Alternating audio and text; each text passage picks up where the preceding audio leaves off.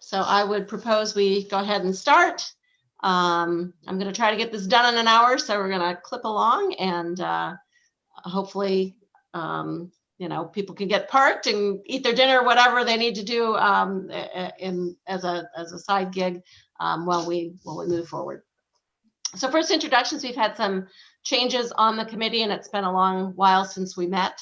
So I thought maybe just going around and talking a little bit about quick introduction.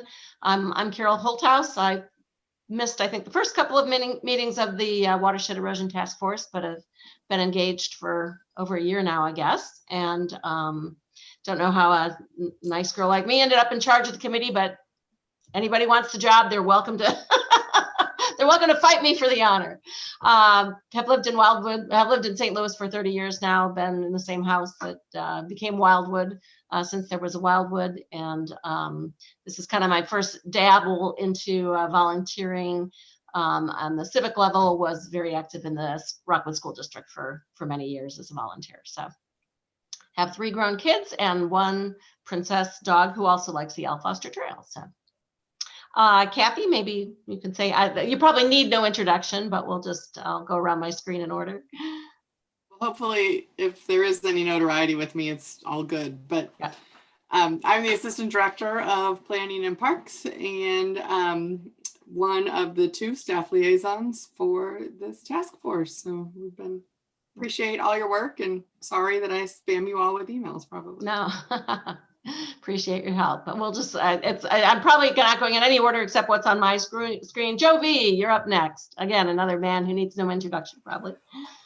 Well, thank you, Ms. Holthouse. My name is Joe Vunich. I am the Director of Planning and Parks for the City of Wildwood, and I just celebrated my 25th anniversary with the city. And thank you for all your service as part of this group. Thank you for all your service over those 25 years. Mike, you'd prefer to go by Mike rather than Michael? Mike is fine. Okay. My name is Mike Patton. I been living in Wildwood since before it was Wildwood, and I've been a subdivision trustee for the last 25 years or more. Since I don't move, you can't get rid of it, I guess. And in terms of background, I've got I spent about 10 years in public finance and another 20 years in corporate marketing. And then the last 15 years before I retired, teaching econ at the community college. Good. Lots of relevant experience then.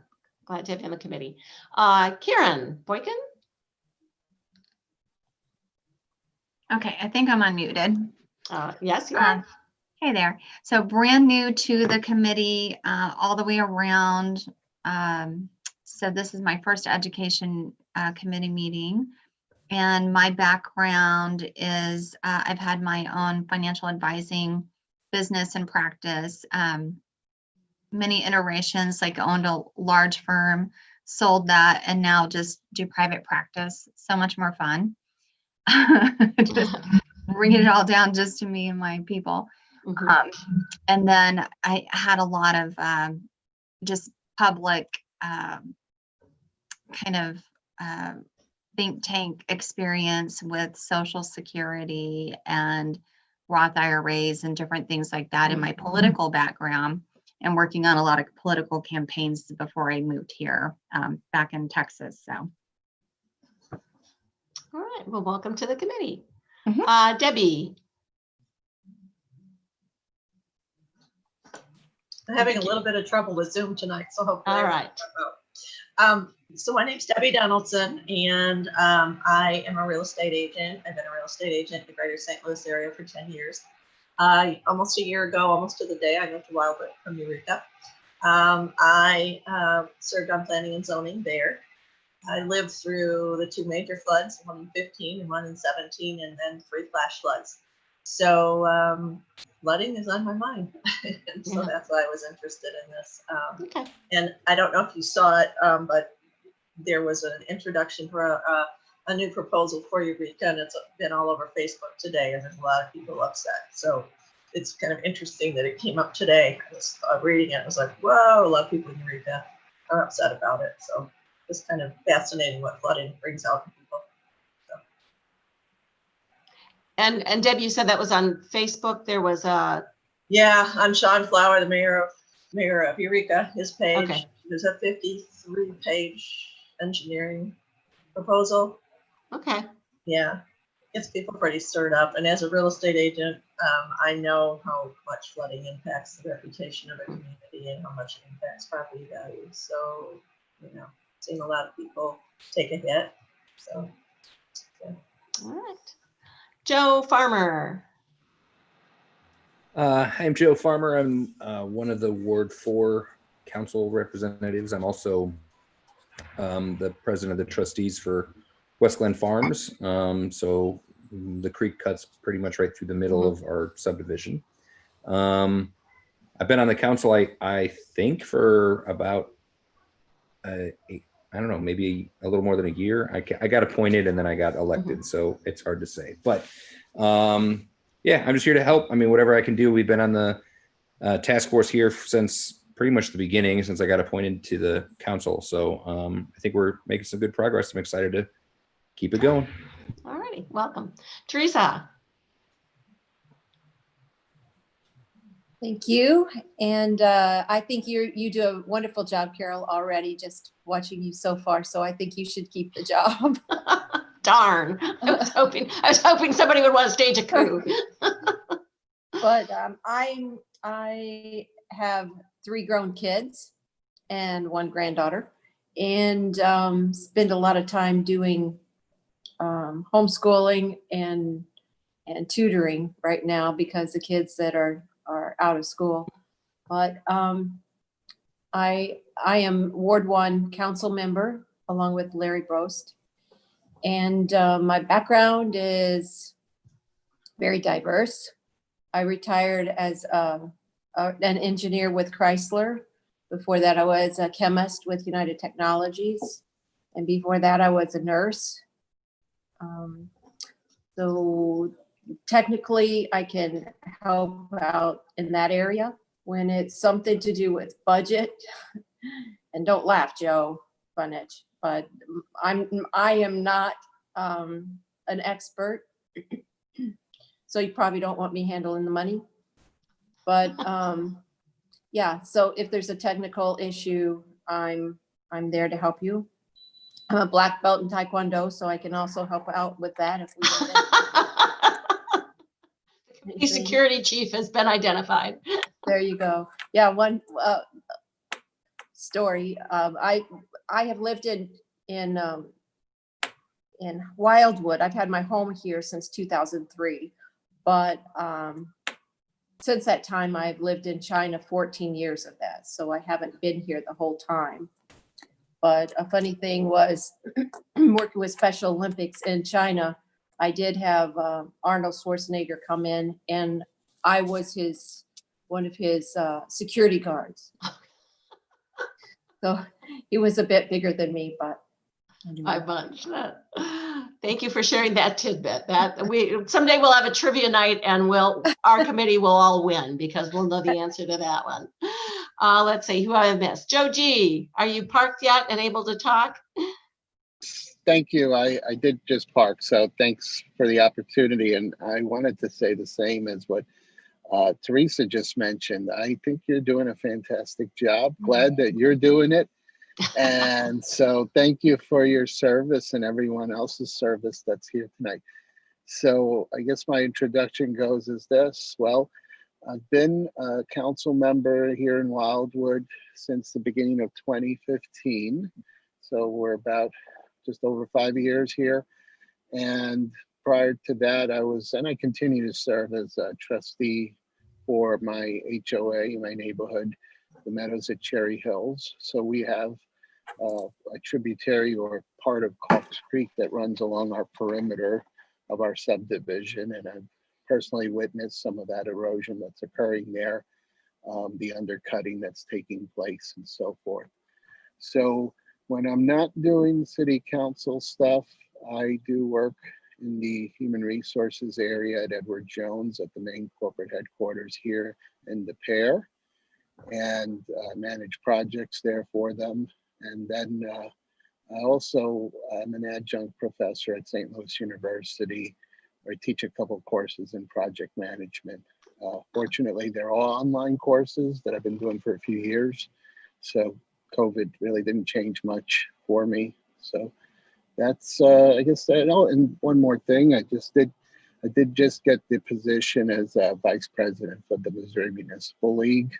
So I'm hoping that this will help with being able to put Wildwood more on the map when it comes to our fellow neighboring cities and so forth, and trying to get a seat at the table for Wildwood and all the West County communities when we talk about issues that affect all our cities. So we have about over 650 cities that belong to the league. Thank you. Yeah.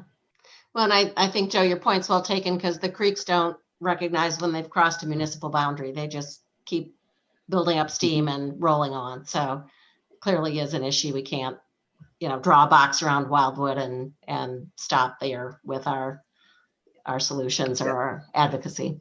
Let's see, who have I missed? Ken, Remy, I think you're there in the corner on my screen. Hi, Ken Remy, Council Member Ward 3. Work at Washington University as a scientist, background in biology and chemistry. Live in an area that's got pretty significant Cox Creek erosion. Spent the better part of the last 15 years globally helping build both schools, houses, and hospitals, which entails understanding floodplains and water drainage patterns. And happy to join and be part of this subcommittee. Thank you. All right, and let's see, who have I missed? Rich or Rick? I'm sorry. Did you? I know I talked about your dogs before everybody joined. I can't remember whether I've asked you to. 2 grown boys. Was on the original incorporation committee.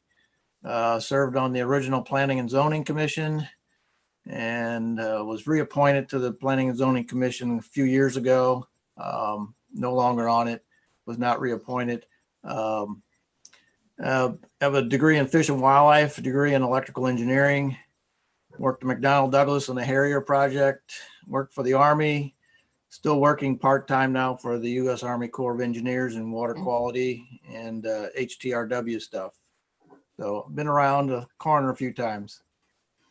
Yeah, I think that's everyone, and I'm feeling just very lucky to have the education background, the technical background of, building hospitals and nursing, and you can't, overlook the need for a good security guard. And I think somebody who's done Arnold Schwarzenegger certainly is a cut above what I would have expected to look into on a committee. So putting all those talents together, what I'd like to do is first just do a little clarification of what our role is and some boundaries around what we can and can't do. There is been some discussion on the larger committee about lots of discussion actually about how we would fund solutions, and a pretty exhaustive review of possible grants or federal money or whatever has kind of come up as an empty hole. So there's been some discussion of potentially at some point putting a ballot issue out there that would try to raise funds for fixing critical areas on public property.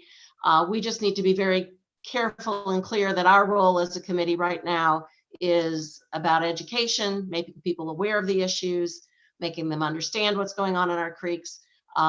When and if it gets to the point where there's a ballot measure for people to weigh in on, advocate for, that's where we need to be very careful that we're not using any civic resources on those endeavors. So for now, very clearly need to draw a box around raising awareness is a good thing, having people understand the issues, having them understand how we have to attack this both from a systemic, solving the root cause problems side, but also that there's some areas that are critically damaged that we're going to have to remediate, as a priority as well. So We're helping people understand what's going on. At some point, there'll probably be a longer discussion on a full committee about a ballot initiative, and then we'll have to look at how we reconfigure to meet that need, or who's going to do that piece, but it can't be us. Are there any questions about that, or are those of you that have been doing this a lot longer than me have anything to add to that and clarify? Joe, or I guess Joe V. Joe V, did I miss any key talking points there? I don't think so, ma'am. I thought you did it very succinctly. Okay, all righty. Since there are new committee members, moving on to agenda item number 3, review of our past activities. We have put together a trifold brochure that kind of explained there is a watershed erosion task force. Here's what we're doing. Tried to raise the expectation, or lower the expectation maybe, that this was a major undertaking and there weren't going to be quick fixes, but that has been handed out as people have come to meetings. I think it's been mailed to all the subdivision trustees. It's been, so that resource is available if you've got any sort of engagement with the public where you want something quick to grab and leave with them. There is a brochure available.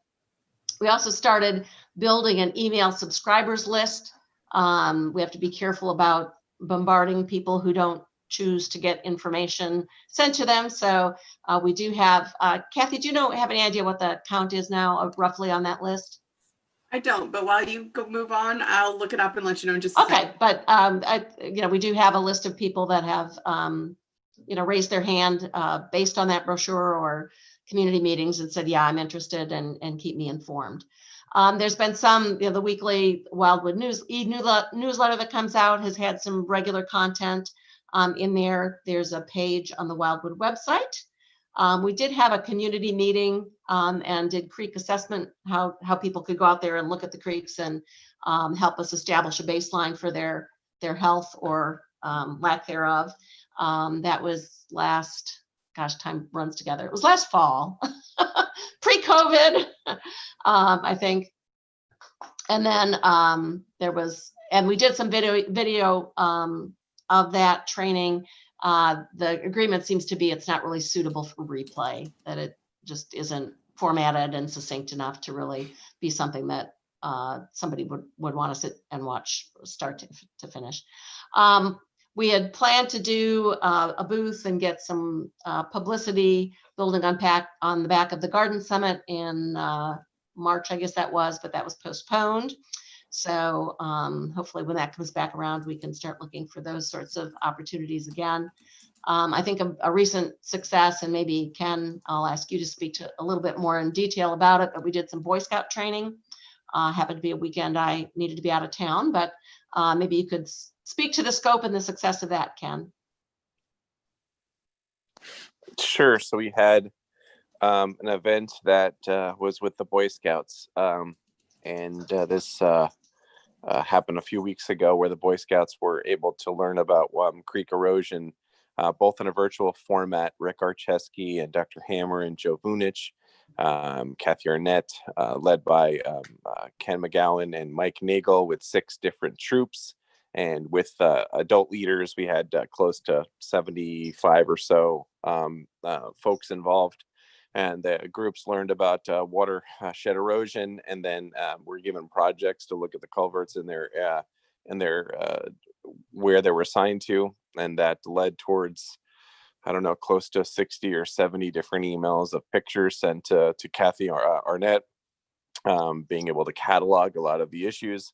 And I've been getting lots of different feedback from members of the Boy Scouts that they're exceedingly interested in wanting to continue on with other opportunities, especially with this erosion task force. I think that the adults that participated at Babbler Creek, at Babbler Park, were really quite intrigued by this level of erosion that they were seeing. And it was a good opportunity both for the scouts as well as their parents to learn about this. This was a project in the making probably since June, trying to do it safely with COVID precautions, and came to fruition, thankfully, over the last month in September.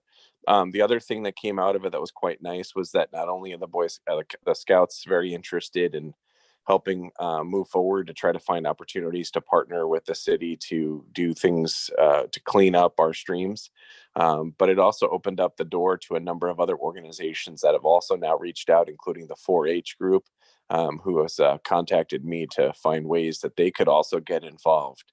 And so I think there's an opportunity for us to work with these community organizations and provide education and let them educate other sectors of our community effectively, and then also allow them to provide good community service where needed. And Ken, I think I would echo as a personal experience what you described is if you get in the creeks and see what those banks look like, it is, it's shocking, really. I think that people, actually our property is, I'm not grateful doesn't back to the creek because St. Louis County owns a strip between our property line and the creek, but I'm up here and kind of the water, I know it fills up, and then you get down there and you see what's happened, and the power that water has is frankly scary. I mean, my kids used to play back there, and I'd be scared to death now if I had a 10 or 12-year-old boy that wanted to go out and play in the creek and there was a thundercloud in the distance. It's really dangerous, I think. I think it underscores a bigger point, which is probably the highlight of this subcommittee, which is, I think, frankly, just citizens, they're aware of the different creeks, but they may be not aware of the severity of the problem. And so seeing it with their own eyes and being provided information about it and ways that they could at least improve it, including ways to not dump into the creek things that they thought were benign, like leaves and trees and those sorts of things, and how to recognize an unclean culvert and those sorts of things, I think are important. And quite frankly, I think once you know about it, you are immediately now cued into a bigger problem that certainly needs to be addressed. Yes. All right. Any other comments from the folks that helped arrange or participated in the Boy Scout training? This is Rick. We got a really good article in the West News magazine. I don't know if anybody saw it, but it was a good article on this Boy Scouts training. Yeah. All right. Another thing that the committee did was participate in Operation Clean Stream. And that was done in a different format this year because of COVID. But again, I think was an opportunity for people to do something constructive in terms of cleanup, but also just get into the creek bed and see, how dramatically those banks have been, cut and the creek bed has been scoured.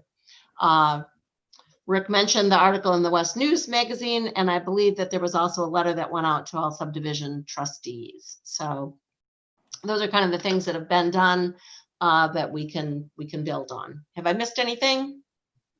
Raise your hand. No, there's 70 subscribers. 70 subscribers. Okay.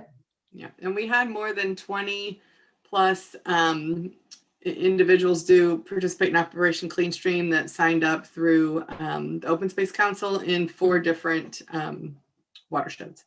Right. 2 watersheds, 4 creeks. Sorry. Yep. All right. So, despite COVID, despite some evolution of the committee's structure and maybe a little change in the focus of the larger effort, I think we've accomplished a fair amount with the help of a little help from a lot of volunteers and tremendous support really from the city staff.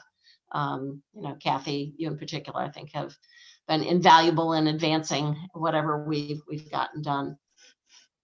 I did have as item 4, it was text that we put together for the letter we were going to send out to sort of reach out to other agencies and pick their brains on how we might go forward. But I think it's good if we've all kind of got, if somebody say, what are you about, or what are we trying to do, that we've got some common talking points. So I thought we can read through this. It had gotten sort of one pass of review back when it was in a written form, but if anybody has any nuances or particularly any objections to what I think we're about. Let's make sure we're on the same page now. So just pointed out that the city of Wildwood is at the western edge of St. Louis metropolitan area, and it's really a unique topography. We've got, rapid growth meeting some really steep Ozark topography, and that was plagiarized directly from Dr. Hammer, I'm pretty sure. Development has eroded the creek banks in our 9 watersheds. Sewer and water pipes become exposed. Recent flash flood events have closed roads and schools. So just trying to, I think one of the challenges we felt we faced as a committee early on was how to get people that the people that are losing, feet of property every time there's a storm event or whose houses are getting flooded, understand how critical this issue is. We're trying to help other people understand why they should care. And I think there are some bridges, and at least one of them is relatively new, that are already starting to have their foundations compromised. And at least Cox Creek, I think, and maybe some of the others, again, I welcome input from others who have more expertise, but it's really their easement, highways, really. There's water pipes, there's sewer pipes, there's electrical lines, there's just all sorts of things that run along those creek beds. And as the creek beds wash away, or as their banks erode, pipes get exposed, eventually they break, and it's at some point services and roads are going to be compromised. So that's what we're trying to get at it with some of that, why do you care language. And we've been created to propose systemic solutions, and our mission is to protect public safety. And I didn't know whether we wanted to put property in there. That was not in the original version of it. Joe, Ken, maybe you can speak from your exposure with the larger committee. Where do people seem to be shaking out in terms of making that part of our focus or not? Ken, maybe I'll call on you first, if I can put you on the spot. I certainly think education in regards to public infrastructure and public property is probably worthwhile. Okay. I would start there only because I think the education on shared properties, I think, is going to be very relevant as we move forward. Okay. I think private property, although it's certainly a major problem, I think educating private property owners about how to recognize erosion and perhaps some potential resources that could be advantageous to mitigate on their own property could be helpful. But I think that some of those things will come with the development of our consultant recommendations. And I guess, Ken, your comment reminds me of something that is an important thing for all the committee members to recognize as they're sending our message out and communicating with people, is we cannot fix anything on private property.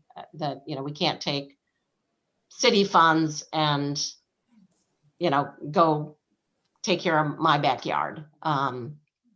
So, there really is the potential that we're going to identify some critical areas where they're not public property, and we're either there was a presentation early on about potentially private property owners putting that property in trust, where maybe there'd be some possible support for them, but we can't come in and use city, recommend city funds to fix private property. So I think that public property having one kind of potential solution and private property having to go a different channel is a key point to underscore.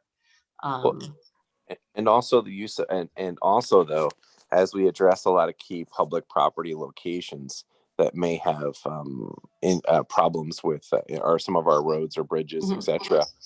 Those may actually affect downstream and upstream private properties, and so they may actually get secondary benefits specifically by addressing those issues. Okay. And then, we're again trying to protect services, the roads, the water lines, the sewers, storm sewers and sanitary sewers that are, part of the infrastructure that makes our community a great place to live. And I think we shouldn't lose sight of the fact of these watersheds and our Ozark topography is really a beautiful environment. That's, some of what drew us out to live here, and was, keeping this as a naturally beautiful area, I think was one of the, things that was really important as Wildwood was founded. So I think we want to, again, make the point that everybody benefits if these creeks stay healthy and are an asset instead of a detriment to all of us in the Wildwood area. Any questions or Chair. comments? Going once? Yes, Joe B. Madam Chair and members of the subcommittee, I kind of like the generic approach to property. Okay. I have a reason for that. The all-inclusive nature, I think will keep people in the ball game, so to speak. Okay. If immediately we start talking about only protecting or restoring public property, I think we're going to have a lot of residents that are disappointed that have participated to date. Mm-hmm. Okay. And I'd just like to keep it, in my opinion, more generic, so that we can, if opportunities present themselves, maybe help a private property owner that's in a particular situation of distress because the creek is advancing so quickly onto their deck, the foundation of their home, whatever the situation. So I know we have limitations with funding, but I think at this stage, to keep people interested, I think we should keep it more general. Okay. Well, and I think if you leave a bullet that sort of says public safety, we could either just say public safety, we could do another bullet that just said property, or we could, anybody. I'll let smarter minds make that decision, but I just really think, we've raised expectation in the Mhm. community by asking property owners to submit information, to take Mhm. photographs, and then all of a sudden just say we're really just here for public safety and public Mhm. property. Okay. I think we would lose some of the momentum we've built in. Okay. Carol, can I comment? Yes, please. Following up with what Joe said, I think I agree with Joe, but I'm also thinking of it too from the other angle, in that we have to keep it where it's broad enough, because if the focus is, if I'm going to kind of come in from the other angle, if the focus is on private property, you could see folks that are not impacted directly. They do not have private property. And, that's sometimes a sentiment that we hear in this city is Mhm. the kind of thing that says, well, it doesn't impact me, so it's not my problem. Mhm. And so, and we've heard that. I mean, as a recent issue, I'll give you an example. Lake Chesterfield is a private lake, and it is a lake that has lost water. But there's a sentiment out there that believes that since it's a private lake, the city should not involve itself in that. It's the private party's issue to deal with. So I think, to Joe's point, that approach works both ways for us. Okay. Well, I will take as a follow-up item to take those two perspectives and kind of balance it and try to wordsmith something and bring it back to the committee as a, how does this work? I don't think it's probably a productive use of all of our time to say, maybe if we put a comma here, it would read better. So I will take some, and it may take the form of a couple of options for people to, vote on or manipulate further, but I will take that intent and see what I can do with words that better hit that balance of, protecting property being something that we want to present in a way that draws as many people in as possible. So without setting unrealistic expectations. So I'll work on that. Other comments on our intent? Yeah, Carol, one other consideration for intent outside of just the public. Mm-hmm.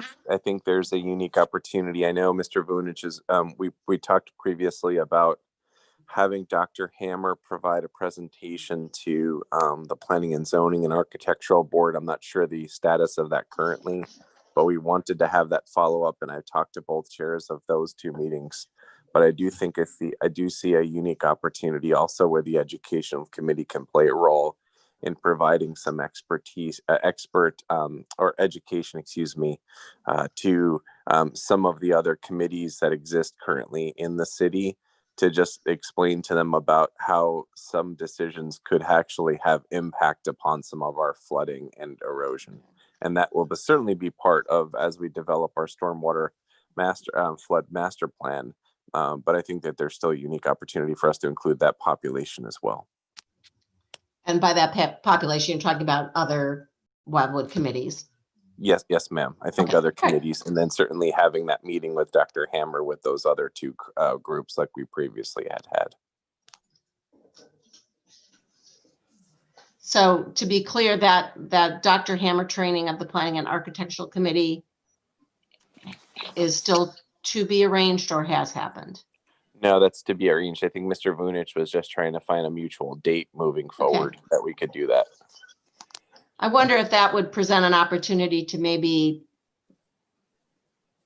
arrange for a video of that might be, you know, the training had kind of a larger scope in that we were trying to get people able to actually go out to the creek beds and start taking readings and things. And I think maybe a video of just that presentation to the Planning and Architecture Committee might, maybe with a little editing, but might be a better jumping off spot for some training for other committees or maybe for some other audiences as well. And I think you're absolutely right. I also think there could be now an opportunity for us to just get a small presentation about some successful work that's been done after identification of similar type of projects by our new consultant, perhaps as well. And I think that combined would be pretty good. Okay. And I think that under the brainstorming next task, I think that was one of the bullets I had there. And I've added that idea of doing some training for the other committees. In terms of the general plans of the committee, not specifically of the education task committee, or the education subcommittee. So if people say, what's this Watershed Erosion Task Force about? I think the list, as I understand it, and I hope we'll all agree on a common understanding by the time we're done tonight, or by the time we go through another review cycle, surveying the base health of our creeks. So just sort of seeing where we're at, and so there was a desire to kind of survey, you know, all of the watersheds, even though, you know, we know that from that we're going to focus pretty quickly on some critical areas. Educating Wildwood residents on what they can do to improve the health of our watersheds, identifying resources for property owners with erosion problems, implementing critical solutions, or implementing solutions for critical areas that are on public property. And I'll again play around with the wording there, maybe a little bit to, again, see if we can find a way to engage as many people without setting unrealistic expectations. Review city codes to see if revisions could provide better protection for our residents and for the natural beauty of Wildwood. And most recently added the bullet of developing a stormwater management plan. So Kathy, Joe, Ken, those of you that have been, Rick, those of you that have kind of been lots of the meetings and been here since the beginning, is there anything else you think's on the Watershed Erosion Task Force to-do list? I think it's pretty all-inclusive. Okay, all right. Well, as I say, I will take a takeaway of doing a little wordsmithing there and come back with a version that incorporates some of the comments that were made this evening. Just that's to really the meat of the meeting, and I think we've got time to knock this out, which is to you know, think about what we as an education subcommittee can do to support that larger mission of the Watershed Erosion Task Force. There's been, I've just collected ideas from past meetings from people I've talked to, and the bullets are on the agenda under item 5 in no particular order. Support for PBS show on the West County erosion, and I had some indication that might be underway. Joe B. Ken. Dr. Remy was working on that. Oh, okay. Yeah, no, yes, I've reached out to the PBS folks locally, Okay. and they're gonna hopefully get back to us. They said hopefully by November the 1st, but they said they were kind of interested in doing one of the St. Mhm. Louis stories on our flood and erosion. Okay. I gave them a little bit of a push to say that they don't do enough stories out in West County, and so hopefully they could. They're gonna try to tackle that. Once they Okay. say that they're interested, then they're going to reach out to Mr. Vunich and Okay. some other members, and hopefully Okay. we can get some good education out of that. Okay. All right. So that, if we're kind of having somebody, if we've got the name of somebody just keeping track of that, Ken, would that be you? Yeah, I'll take Okay. responsibility. All right. Another suggestion was that we meet with John Jones at Wright Water Engineers just to get ourselves smarter, since I think he's a really smart guy who knows a lot about the topic, and also to get some input to our communication plan. So kind of see if there's anything in their file or anything they saw that worked particularly well in other communities they've engaged with.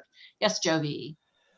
Well, just to give you an update on Mr. Jones, we do finally have him under contract. Yay. Okay. And he is planning on being in town sometime in the early to mid part of November. I've kind of left it up to Mr. Jones and Dr. Hammer to pick the best dates so they too can be together more so than, let's say, with anyone else. But as soon as I find out that date, I'll send it out to all of you as well as the remaining members of the task force. Okay. Mr. Jones and Dr. Hammer are planning on trying to meet with as many of the task force members that they can, that want to either be out in the field for a bit or kind of get a summary of what they saw and what they talked about after they're in the field. All right. So I'll have you keeping us informed of when those dates are, and then I'll work with you to figure out, whether us spending some time with them in the field, after they're in the field, buying them breakfast, whatever makes the most sense as a way to pick their brains and get the most out of that the time they'll have together in St. Louis. Thank you, ma'am. Another idea was that we try to take the e-news and do some sort of monthly things that would be topical. So for example, right now, don't dump your leaves into the creek beds and why might be something. And I think we have more ideas than we probably have people with time to develop that content, but it sounds like we also have a lot of educators and people with marketing and entrepreneurial experience. So it could be that maybe that's a job we could divvy up, or we could take, not commit to a whole calendar year, but just kind of raise our hands for individual topics if that ends up being something. I'd like to get kind of through the list, and if it's not obvious who's doing what already, kind of circle back and prioritize once we've gotten all the ideas out. So doing some building on the Wildwood e-news, likewise Facebook posts, whether some sort of brochure or web content explaining. The brochure is kind of out there with tasks, but I don't know that we've ever really gotten to sort of the timeline, and that might be a piece that would help people sort of understand why they hadn't seen solutions, just yet. Appreciating the effort that was a predecessor to that. Ongoing engagements of the scouts and their parents, and I think that really did generate a lot of interest, and it certainly presents an opportunity to continue that engagement and build on it. Following up with the subdivision trustees, I think that it was kind of a one-way push of information, and I don't know that a lot of them have done much with it besides read the brochure and say, there's another committee in Wildwood. Someone suggested that we could develop an online, potentially online, but do some learning modules for local science classes, again, as a way of getting to the community through, kids are in learning mode, and whatever they learn tends to get back to the dinner table as well, or the carpool drive or whatever. So that that would be a way of educating the community, building on the fact that there are science classes, and we're talking about some pretty relevant and interesting science literally in their backyard. And then I think I've added to the list, since I sent out this agenda, Joe's comment about doing some training for other committees. And then Ken, when you were talking, you said that there'd been some outreach from 4-H, I believe. Yes. So, there may be something where we, between 4-H, science classes, and the Scouts, have sort of a focus on, engagement with youth as a way of getting the word out to families in the community. Other suggestions? Maybe I'll just kind of go around the circle and ask Teresa, do you have anything else as a dream for the education subcommittee to accomplish? Well, I was just thinking, as you were talking about the subdivision trustees, and for Ward 1 at least, and probably Ward 6, there's we have a lot of older than the city areas that might not be listed as subdivisions with the city that need to be alerted also. And we have a lot of homes that are not considered in a subdivision. Okay. So those people, there's so many of them in our wards out here, and we're so separated by land that a lot of people are not going to get the information. So I think a communication plan is in order, so that we make sure that we can get a hold of as many people, especially in the areas that are affected the most. And those are usually the ones with the most land. Yeah. All right. So yeah, I think that how do we get to, homeowners, yeah, as you say, that are not part of a subdivision and yet may be along one of the watersheds and certainly highly impacted. We did at one point talk about an all community mailing, and I think Kathy helped me with the history of that. I think that turned out to be prohibitively expensive, but we did send brochures to everybody that joined a creek and one lot over or something like that. Yes, we the brochures, the initial discussion was to make that a citywide mailing. Not only was it cost prohibitive, but at the time, we were also trying to get feedback and get people who are impacted directly by erosion. And so the thought was, it maybe wasn't the best fiscally responsible thing to send it to people on the top of every hill. So the brochure, and just as a point, when we send a postcard, which is even smaller, postage alone is about $3,000 to $4,000. So it's not when we do a citywide mailing, there's more than, it's 13 to 14,000 mailers. So it's just a big endeavor.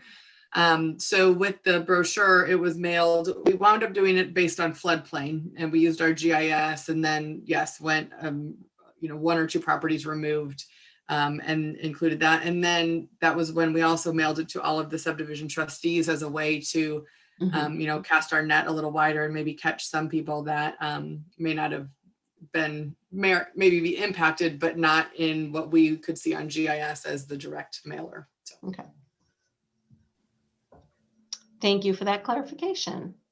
Teresa, any other things on your that you'd add to our list of possible actions? No, I think the timeline is a great one to accomplish early on, so that we can see where we're going and have goals to reach. I think making a list of our goals, as well as the list that you have here, and some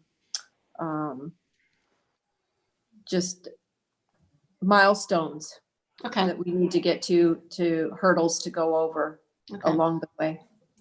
That's all. Okay. Karen, how about you? Any additions to our potential task list? Any ideas about how we could get the word out or what the word should be?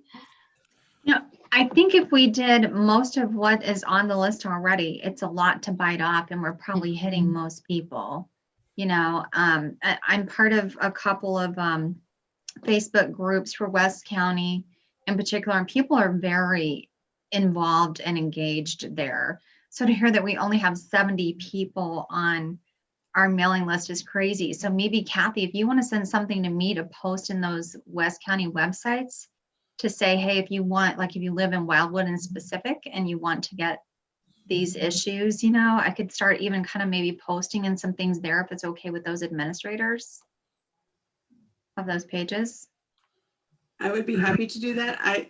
My hope, the reason I haven't really published it a lot is we aren't really creating much content specific to that. And I didn't want to set an expectation that, you know, this e-newsletter was going to have lots of information.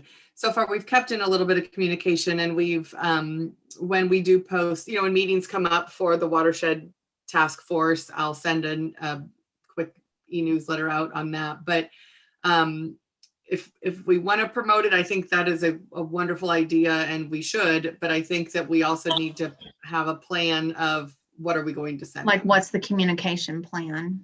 Right. Kind of, yeah.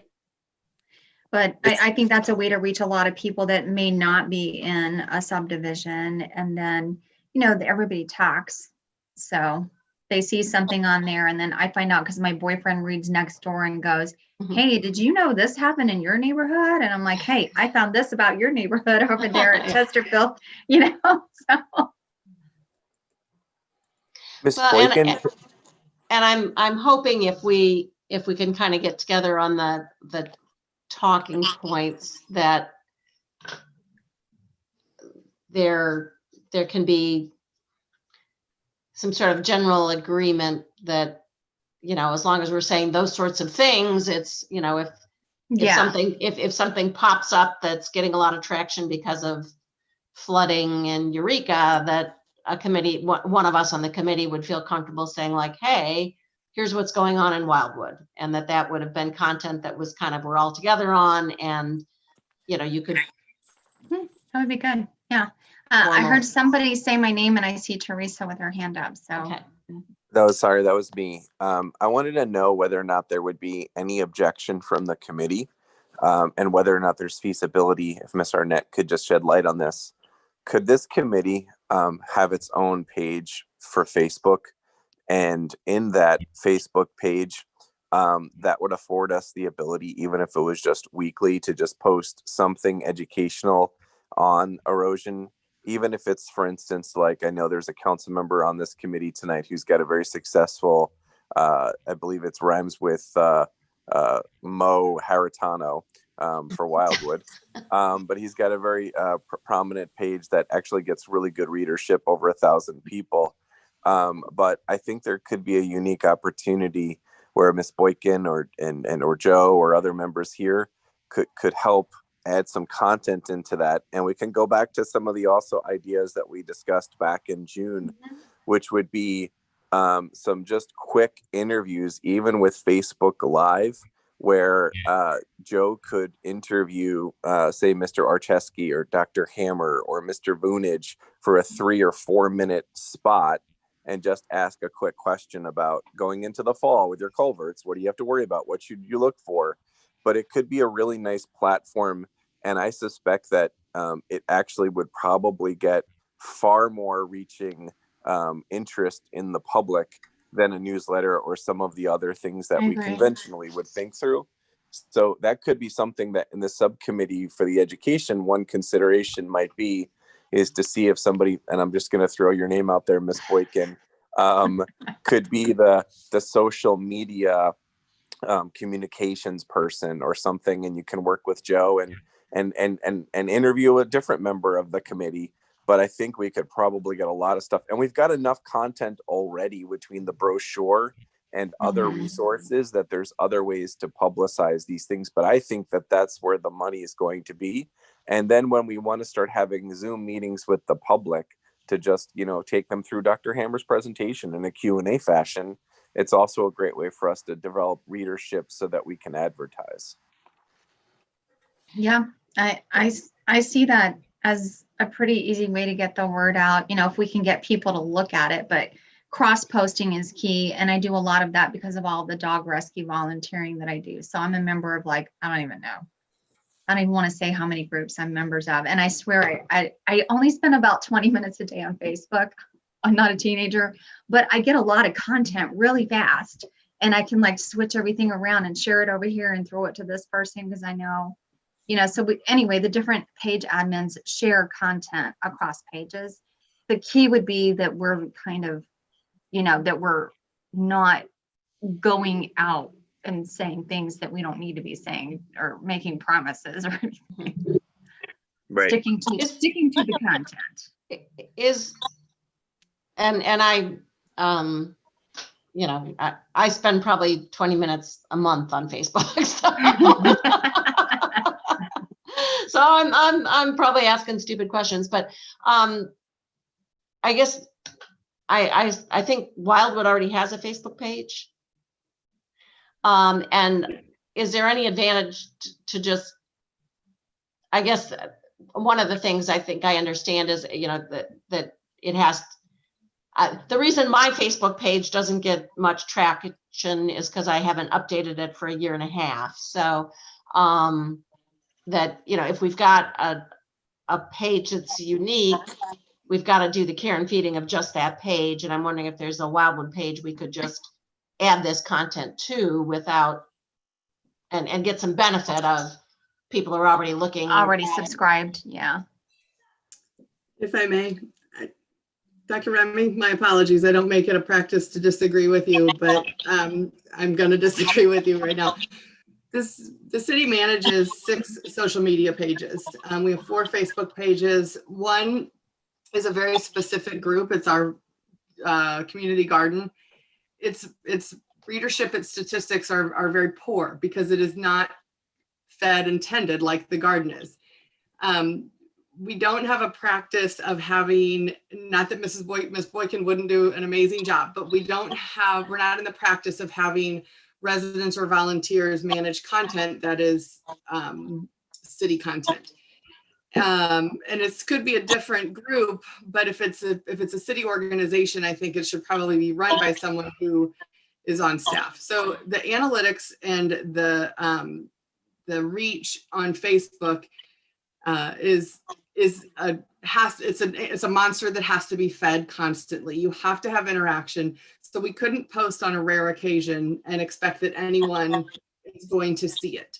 So in fact, Ms. Holthouse and I kind of had this conversation a few months ago, and we already have thousands of people that follow the city's Facebook page, more than 6,000. I think that if we're going to post, that may be the better reach. We have fantastic organic reach on our Facebook page already, the city's page, without paying and boosting and adding more to it. We work with a consultant, and there is a science to it. Sounds silly, and frankly, I spend more time on social media than I want to because I'm one of the people who has to do it for the city. I just think that, and once you get started, there's no stopping. And I just think that our time could be better spent using Facebook pages we already have and promoting Watershed content. And let's take advantage of the fact that we already have great organic reach there and boost where appropriate. But we still have to write the content, post the content, follow up with the content, and respond to all those inquiries and things. And I think people can share it on their page and extend our reach. But I have some very, very big concerns with until the city hires either a PIO or a social media person or something that is their job. I have big concerns with adding more social media pages. Actually, we don't disagree at all. I'm on the same page with you. First of all, I've been pushing the mayor to have exactly that type person for a couple of months, but there's been nothing that's come from it yet. But I do agree with you 1000% that I would use the city page. But I don't think there's anything wrong with engaging somebody from this committee to help help with that, at least with posts, and they don't actually have to be the poster, but they can send over the content in some language that you could actually cut and paste and put in there as it meets guidelines. And that would take some of the work off of city employees. Right. I'm all for people assisting with content. That's what I was makes me gonna happy. say. That's what I would do. Yeah, that's what I was gonna say, Kathy, is what I mean, like, we could have a couple of people on the committee who write posts and submit them to you as the admin or whoever's adminning the page that you would want us to use. And then they have to approve the post, and the admin gets to edit the post before, so if we say something because we just don't know any better or whatever, you guys get to censor us.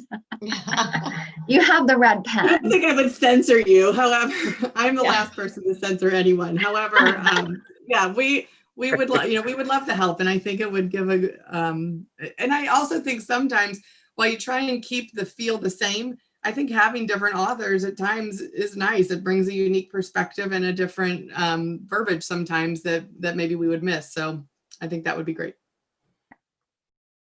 Perfect. So I will take the responsibility for working with Kathy to just kind of figure out what an easy process from her end would be.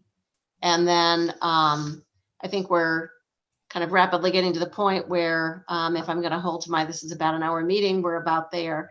What I'd like to do, and we use this process actually early on with the committee, is continue building out this idea, make sure if there's any other ideas about things we could do, that we've captured those.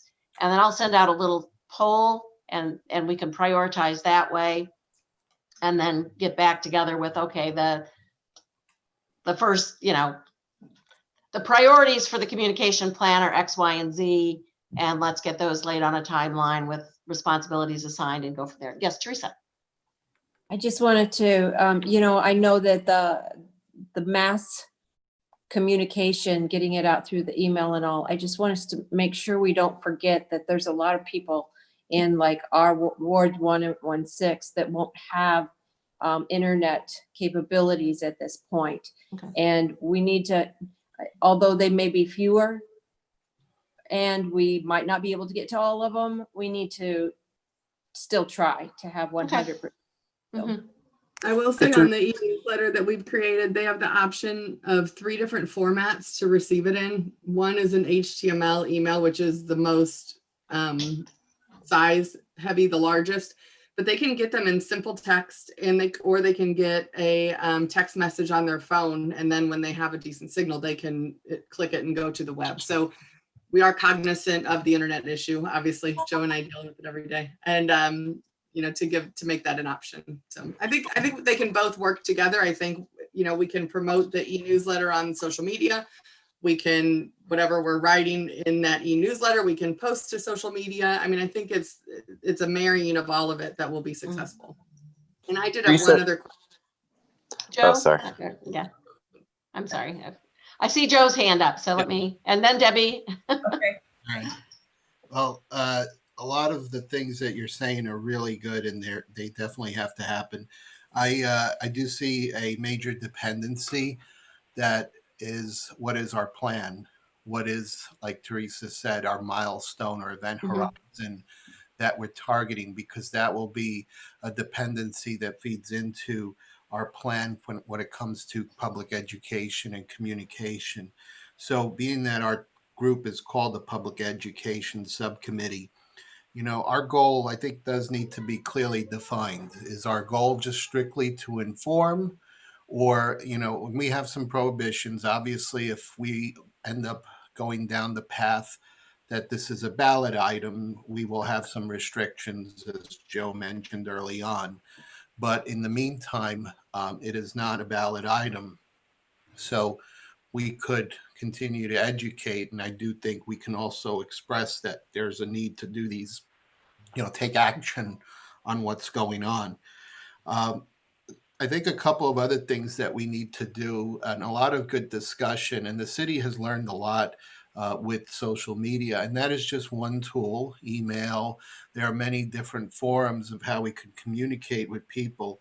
but we have to do kind of a stakeholder analysis, just kind of sit and think about who are our stakeholders, the residents, and really understand from them, what do they know today, so that we can establish a baseline, because later on we'll want to know, are we being effective? Like right now, one measure that I have heard is we have 70 people on this email list for this specific topic. So my hope is that goal would grow, that measure would grow, and that we have a goal somewhere that is perhaps between what we have today and what's the total number that's subscribed to the city's newsletter or something like that. But we also, I think it's helpful too to understand, how do people like to be communicated with? Because social media is not the, all saving grace here that's going to do that. Social media, and I think, in my opinion, is probably just barely enough for inform. People put a lot of good things out there and they'll like it, but I don't think that's people take action. They kind of skim through it, they read it. So from an informing perspective, social media, you have to keep repeating the message over and over again. Like to Kathy's point, you just don't put one post and that's it, because you're only going to target whoever's looking at it during that period of time. And with the amount of data and content that's being put, a post that's put at 6 a.m. this morning is already buried with so many other things, depending on what's going on in the world. So, we definitely want to have social media as one of the tools in our toolbox, but it is not the only tool. To Ken's point, maybe we do some media program or something like that, the newsletter, the emails that we have. But the number one thing is going to be us, and then the people that we talk with, because the top way of communicating with people is hearing it from somebody that they know. That's how it works best. So I think at some point, Carol, you've been doing a fantastic job. I may nominate you for this, but it's been mentioned here. We do need then that communication plan. I visualize some kind of calendar that we have a plan that lays out, like, here's our theme for the next 2 weeks. Maybe in the following 2 or 3 weeks, here's another theme that we're going to hit with. And that's what we need to think about. What are the themes? So in trying to bring people along on a change journey, I mean, the first thing you have to do is raise awareness. Awareness is key. People just need to understand what it is. And then the second step along the journey is really about desire. You need to get them to the point where they have the desire to support you. So first is, again, they don't. Some people just have no idea that this is going on, and so the desire is, we need to do something. There's something wrong or something going on. And then we build on that by giving them more knowledge along this journey. And then, that way, we continue to keep building it on. And it's reinforcement too, a lot of reinforcement along the way. So if we, in our communication plan, as you think about what the messaging is and where it fits, whether it's informing, awareness, taking action, because I think our messaging will be different along this journey. Then, it's basically seeing which tools are we using to get this message across, right? Social media, email, and how we're going to do it. And so that, I think, could be a nice calendar that spells it out. But the key thing is, what's our end date? We don't know that, I think, right now. But once we do know that end date, we can work our way backwards from it and then build out the calendar. So that's my 2 cents. All right. Yeah. A lot of information, but I've heard milestones and calendars, and I think that certainly is a piece of Carol's test of a plan. Is what are we going to do, when, and who's going to do it, and how are we going to measure our success? So I liked your idea of the monitoring. I think one way of certainly understanding the effectiveness of whatever paths we go down would be watching the growth of that subscriber email list, and maybe trying to build in some way of figuring out when a request comes in, how did they find out that that list was there. Well, I think that's going to be key. See, we are living and breathing this. We've been talking this language for a while. So for us, it's second nature. We know it. But the thing is, you know, you need to either have a neighbor or someone that you can go to say, hey, what do you know? And then maybe 6 weeks later, hey, have you learned anything new? And that's how we're going to know. Is the message getting across with the tools that we're doing or not? And, you know, and that's where we need to have maybe a few folks that we can reach out to every once in a while just to measure ourselves without us biasing them, saying, hey, this is what we're doing. We want to see that what we're doing is working, because otherwise it's very hard to be able to tell whether it's getting out there, you know, and we might be thinking it's working great because, you know what, we talk about it every week. Yeah. So, well, and I think, although I'm you know, I'm a huge, I too have taught project management, but I think to some degree we need to think of it as a little bit more of an agile project where here's what we're gonna do first, and we think that's where the biggest return is going to be, and we're going to take that step and learn from it, and then go forward from there. Debbie, you had raised your hand a minute ago. I want to make sure I Joe gave me a perfect segue into what I was going to say, so thank you.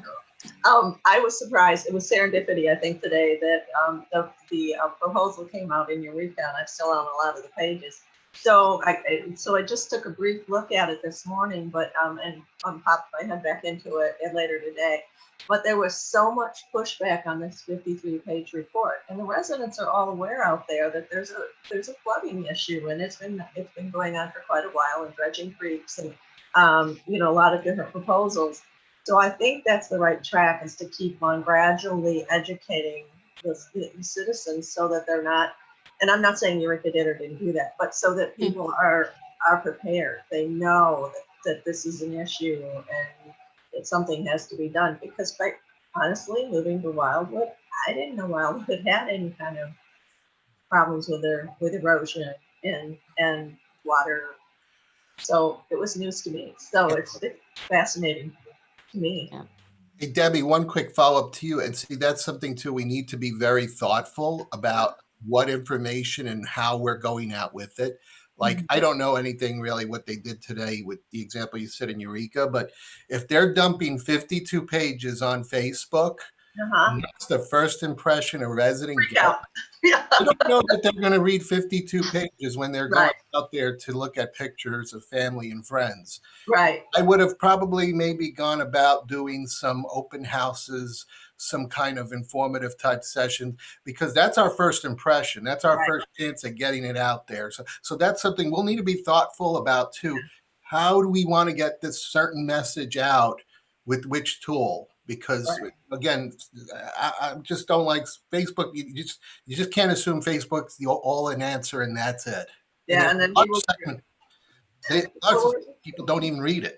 You know? People were saying it was conspiracy, and I mean, I was like, whoa. It sounds like we might have a case study and not. Exactly. So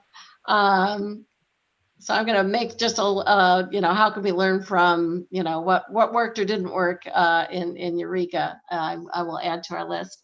Joe, I don't think we've heard from you. Do you have anything to add in terms of perspective or actions we should consider?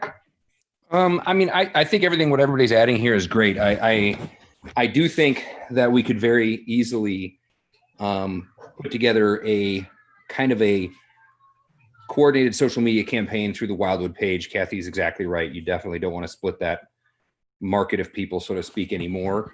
So if we could have sort of timed messages that go out, and then I also am wondering if we can have almost like a survey, or kind of a regular survey or questionnaire where we can start to track what is the knowledge base change, and a lot of that is done with how you ask the question, I suppose. But, if we're saying like, when did you learn that there was a watershed problem in Wildwood?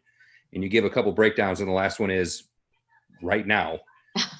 we can start to track that. And then, as Joe Garitano said, like, this conversation that we're going to have, whether we're talking about putting a tax or something in place, that's a conversation that's going to happen face to face with people and like next door neighbor and next door neighbor. So I know with my subdivision, most of the homes don't necessarily care about the creek because they don't even know that it runs through half of our subdivision. But those people that do care about it care very deeply. So like having those one-on-one conversations and keeping that conversation going, probably, in the beginning, maybe once a month, then once every couple of weeks, then once a week, where it's like, here's our erosion story. Here's a picture of the 12 and 13 foot walls of a creek that shouldn't be there. Like when people can see that stuff, and the odds of them going down and looking at it themselves are like slim and none.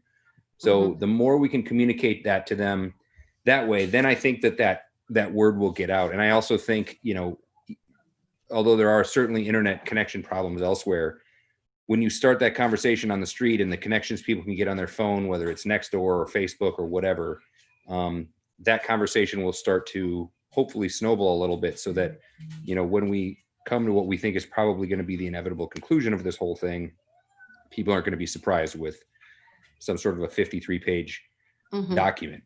I think, one of the other things that we've been dealing with kind of outside the Watershed Task Force, but, there's a overlay district that we're talking about putting in place, which can kind of come in conjunction a little bit with this. I mean, there's a lot of like multiple education points that can come where people are concerned about different things. They don't, they aren't really linking the water thing. They're starting to now. I mean, I can tell you in the year or whatever we've been doing this, in the beginning, people looked at me like I had 3 heads when I would talk to them about this stuff. And now they're like, oh yeah, I hear about it all the time. Have you seen how bad the creek is on Clayton Road? And it's like, yeah, well, it's like that kind of everywhere. So we should figure this out in a grand scheme. So I think what we're talking about is great. I just think an easy coordinated attack with, solid content that is engaging. That's the key thing, is you have to engage people because especially these days, everybody likes to be the person that knows something first or knows something best, and then they can help to kind of educate their people around them. So I think we're definitely on the right path. I just think doing a coordinated attack is the way to go. And I think the people here are going to work even better. And the other thing I will say, although obviously we're a Wildwood based group, it's our city, but it's been said before, like this water doesn't stop at the borders. So getting people involved from other communities around us starts that conversation in even a bigger way. I mean, the decision is going to fall on us on what we're going to do with our part of the watershed. But if it becomes more of a regional conversation, that might help us in a way because, we can be the first to take that action and people can follow along with us if they want to. Hopefully upstream they do, because if not, it's not going to make any difference. So that's what I got. Okay. Mike, anything to add? Yeah, just one thing is it's good to not just inform people, but get them to move to action. But we need to make sure that we don't move them to action before they're ready. Because we don't want people just jumping into creeks and doing things that they don't know anything about or don't understand the ramifications for upstream or downstream. And so we need to make sure we give them the proper knowledge and tools that are necessary. One of the things that I thought of as an additional constituency or public we need to inform maybe contractors so that they don't, every guy, I guess, that has a bobcat thinks they can jump in and start dumping rock or something. And we want to avoid some of those situations too. That's an excellent suggestion.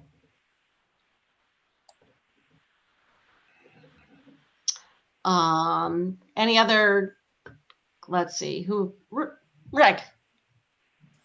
The erosion problem's been around for longer than 25 years, so Joe knows that very well.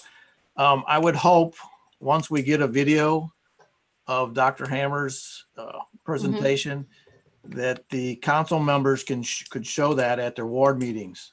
That hits quite a few people at some of these meetings, and can help people, educate people that may not be able to get the internet and whatever.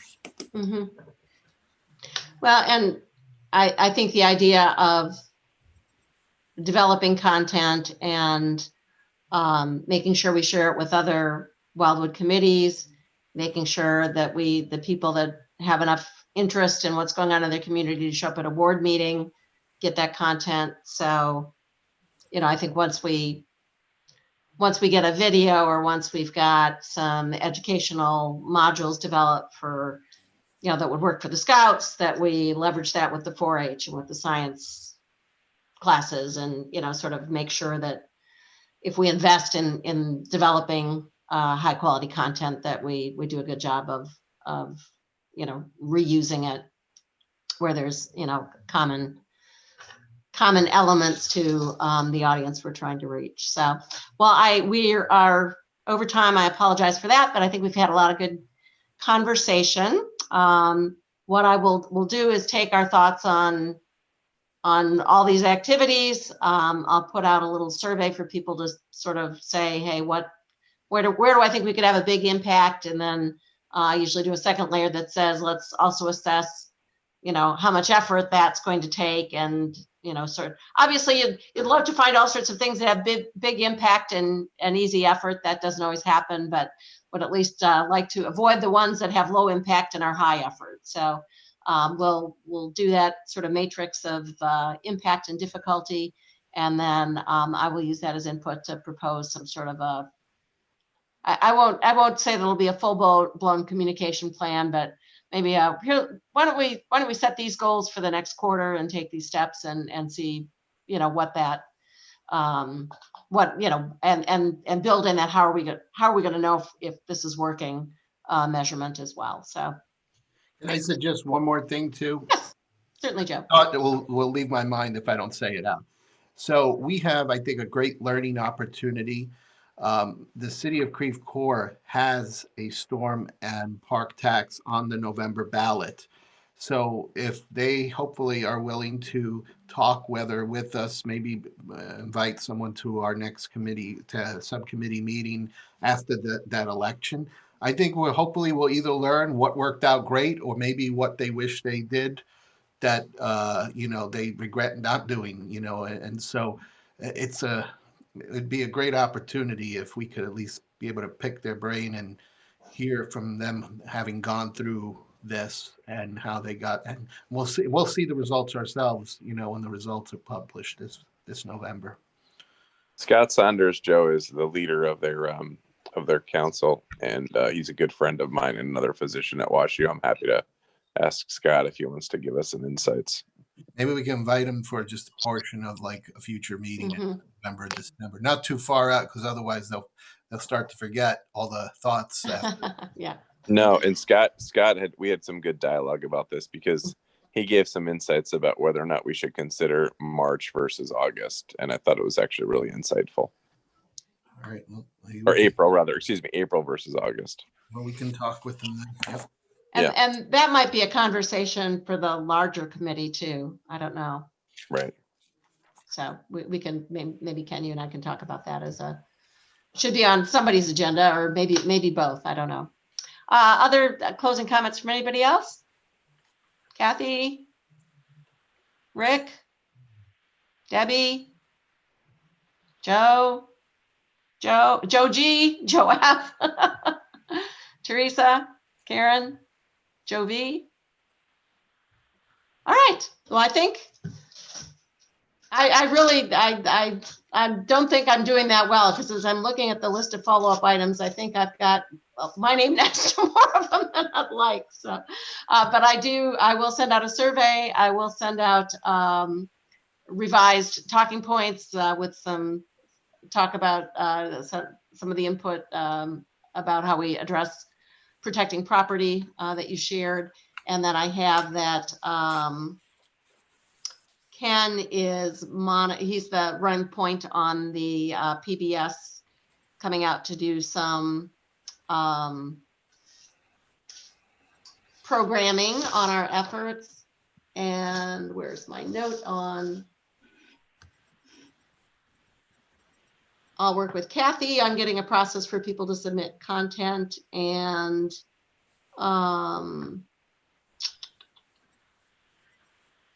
Rick, I thought I had something with your name next to it, but I'm not finding it in my notes. Do you recall having any assignments? Not that I know of, but All right.